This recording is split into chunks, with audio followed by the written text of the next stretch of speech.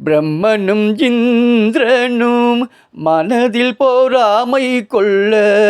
பிரம்மனும் இந்திரனும் மனதில் பொறாமை கொள்ள, பிரம்மனும் இந்திரனும் மனதில் பொறாமை கொள்ள, பிரம்மனும் இந்திரனும் மனதில் பொறாமை கொள்ள,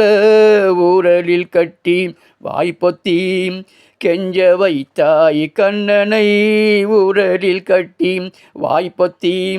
கெஞ்ச வைத்தாய் கண்ணனை, ஊரலில் கட்டி வாய்ப்பொத்தி கெஞ்ச வைத்தாய் தாயே, என்ன தவம் செய்தனை யசோதா, எங்கும் நீரை பரபிரம்மம் அம்மா என்றழைக்க என்ன தவம் செய்தனை.